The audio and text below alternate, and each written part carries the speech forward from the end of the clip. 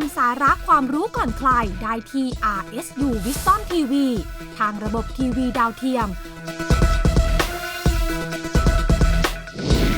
หรือผ่านแอปพลิเคชัน RSU Wisdom TV ดาวน์โหลดแอปพลิเคชันได้ที่ Google Play และ App Store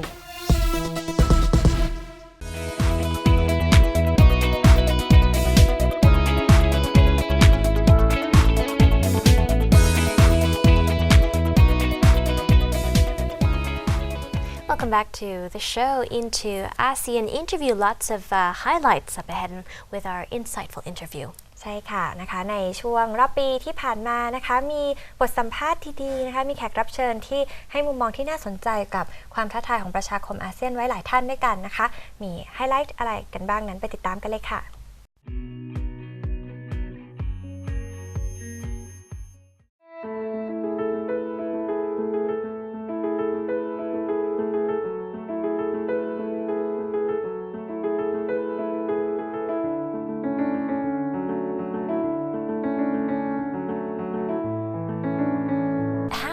Your way from Myanmar to Thailand. So I finished high school in Myanmar, and then I moved to Thai Burma border. Basically, like I moved to refugee camp, and then like when I was in the refugee camp, so I studied more English. So once you finished high school, you went to the refugee camp to study English. Yes. And from there, what happened next? So like I find more like because I really want to study in the international school, so that's why I find more like opportunity what is going to give me a chance to study in the like international school. So I applied for the children's scholarship. Like the donor are from different country, but it is located in Chiang Mai. Also, they are supporting the refugee people, so they give me like scholarship to come and study in the Rajshahi University. Indeed. Yes. Excellent job so far. And how did you decide on Rajshahi University? Because like for me, I really want to do international relations. So I look for like other university like Bangkok, other things. Like so, like Rajshahi would be like it's really interest for me. So I choose the Rajshahi. Did you always have that dream to study international relations before you studied English in Mysore? It's not really like my dream.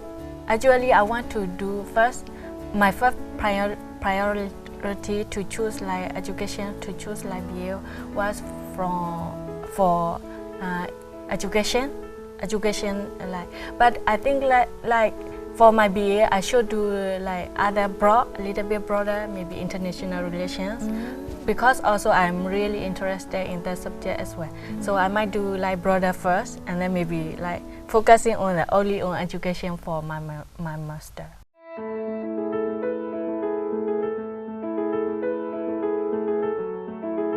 First and foremost, let's talk a bit about Singapore.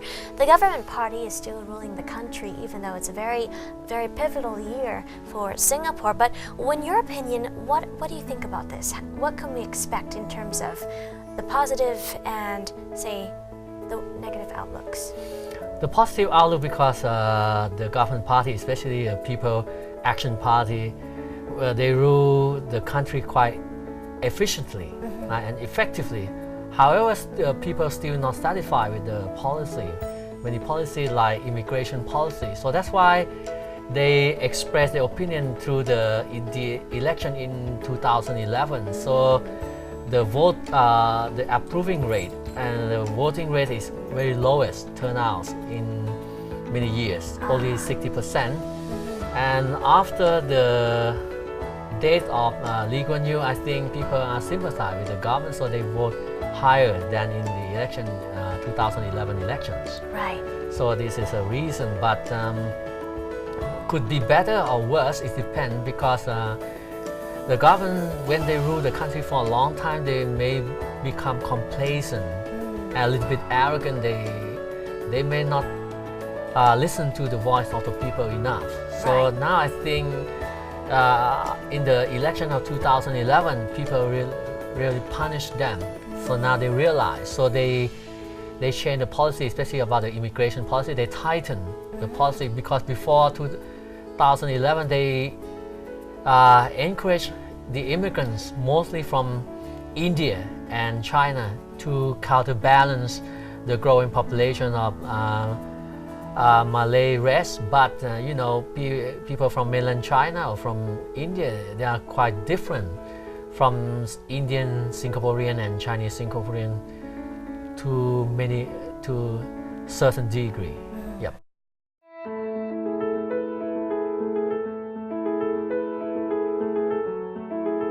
ประเทศไทยมีกฎหมายแรงงานข้ามชาติทุกคนมีพาสปอร์ตแล้วพาสปอร์ตนักเดินทางมีแล้วก็เท่ากันสิทธิคนไทยเข้าประกันสังคมมีกฎหมายก็เป็นโรงงานก็คนงานก็เข้าได้ประกันสังคมเป็นโรงงานก็มาให้เข้าเพราะอะไร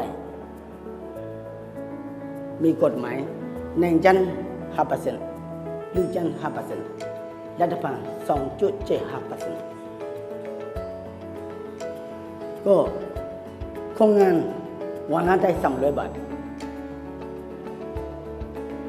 เข้าประกันสังคมด้วยละ5 บาท 15 บาทแค่นี้แหละคนงานก็ยอมใจาย15 บาทวันละ15 บาทแรงจันที่บริษัทคนงานมีกี่คน100 คนก็ใจายมี100 คน1,000 คนก็ใจายมี1,000 คนก็ไหนยังไม่ยอมใจายก็ไปโรงงานก็ไม่เข้าประกันสังคมปีนี้ครับปี 2014 รัฐบาลกสชได้โอกาสให้ที่ทางภาษีชัมพูวัชรสเปกก็ในงานเมียนมากัมพูชาลาวทุกคนก็ขึ้นเคลียร์ก็ตัวนี้ก็น้อยลงที่กฎหมายน้อยลง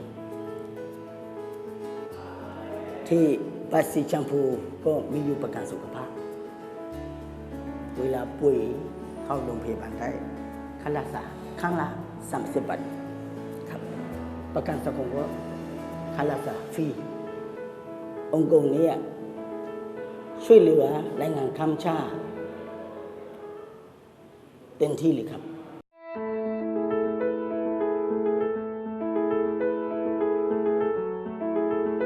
I think the overall logistics in Thailand this year is a little bit drop. Like import and export both has been dropped. As you may know, it may be many factors to make it like world economy, something like that. But at the same time, I think Thai entrepreneurs that provide logistics service, they have expanding a lot. We more focus on the cross-border trade. And together with the government strategy that they support the implementation of AEC. So I think it is quite okay. Yes. Our main logistic service may be import by sea, and commodity may be just general cargo. For example, accessory, car accessory, bicycle accessory, and just clothing, something like that. I think first of all, because logistics is the very important part in, it's just like starting of the supply chain. So you have to know the importer must be understand the regulation of the government. For example, which one is need to be get the special certificate, or it is the dangerous cargo, something like that. You must be understand it first. In logistics, they have a limitation of time,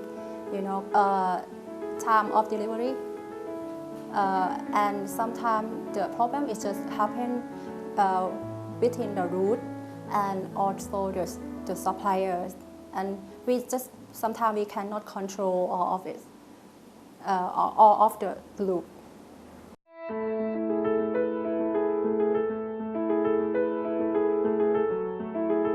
First of all, can I ask how you got involved in going to actually see the elections in Myanmar? How did this all start? It started from my brother that study here in political science, and we talk in maybe in since August that we know the news that Myanmar have election on November, and so we interested to go to observe this election because it is the first time of Myanmar that we have election. But however, you're from the faculty of pharmacy, am I correct? Yes. So therefore, going to Myanmar is actually on your own personal interest, or Yes. does this have anything to do with school as well? Yes, my own personal interest with my friend. So tell me, once you got to Myanmar, what was your first impression of Myanmar then? I think it have a long history. Yes, have a history that's a long time in other city, and I think that people in Myanmar is very kind. Very kind, very nice. But they're Yes. also growing very rapidly. Their country is moving and modernizing very fast. And in terms of elections, how were the Myanmar people feeling about having their election? They feeling they give priority to this. They have a lot of people that I see that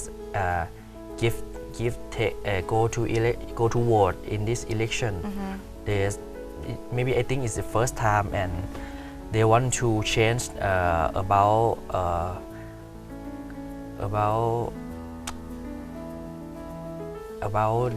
the government. The government, they Yes. want to make a change. Change, yes. Can you tell me more about the atmosphere around the election when you went to go see? What was it like? Yes, I go to see at 8 November, the first day of election. I go to in front of NLD party. This NLD party is the party of Aung San Suu Kyi. Yes, NLD. I go to at the evening. They have a lot of people come here to cheer Aung San Suu Kyi, and I ask them about this election. They told me that they very happy and really hope to change for the new thing for their country.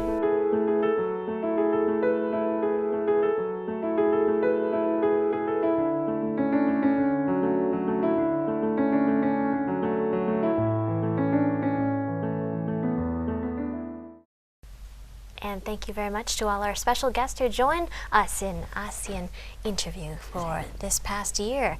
And with that, we wrap up ASEAN Challenge, and we'll see you again very soon next week. สวัสดีค่ะ สวัสดีค่ะ